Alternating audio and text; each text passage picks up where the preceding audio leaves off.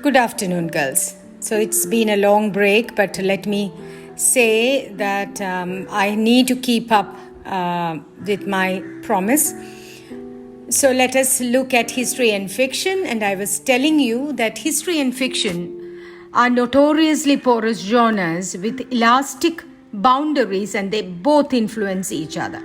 So there are innumerable novels that are discussed by Linda Hutcheon, and she also discusses travel tales by Robinson Crusoe, and you find that there is a mutual influence of history and fiction that can be traced in all these novels. And how do they comprehend truth? That becomes, or the concept of truth is which is problematized by Linda Hutcheon.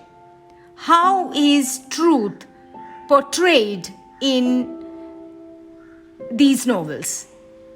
So the truth that is portrayed in history becomes questionable as it deliberately indulges in exclusionism based on caste, race, class, gender, etc. So critical readings now focus on what these two disciplines share than how they differ. So they derive their force from verisimilitude rather than objective truth, according to Linda Hutcheon.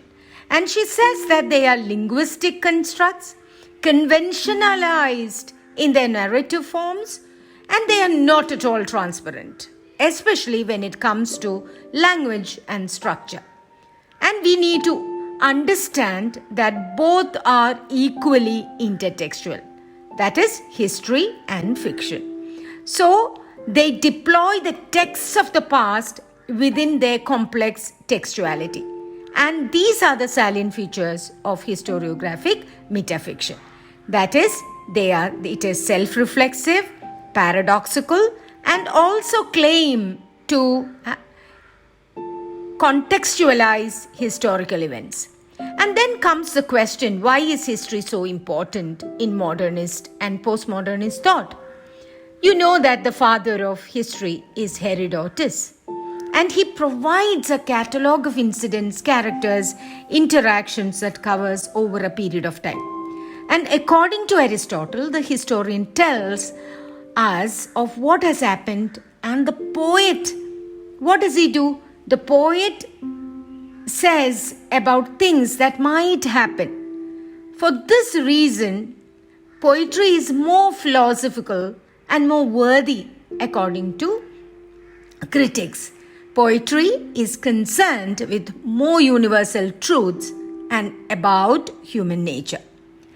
And then she also uses the term spirit, which is central to Hegelian philosophy, Zeitgeist, which means spirit of the times.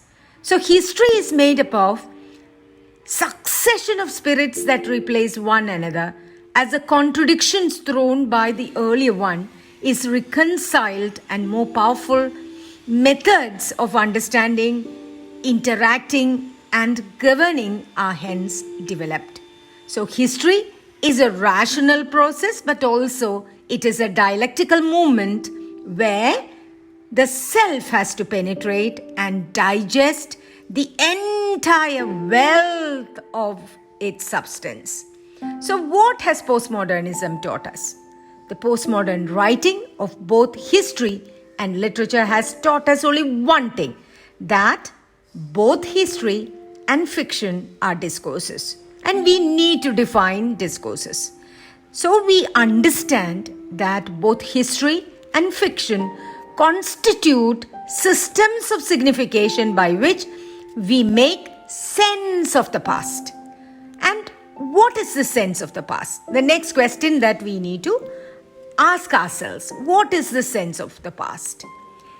Sense of the past means exertions of shaping, ordering imagination to shape events in the past. The meaning and shape are not in the events but in the systems which make those past events into historical facts. Good afternoon, girls. So it's been a long break, but let me say that I need to keep up with my promise. So let us look at history and fiction, and I will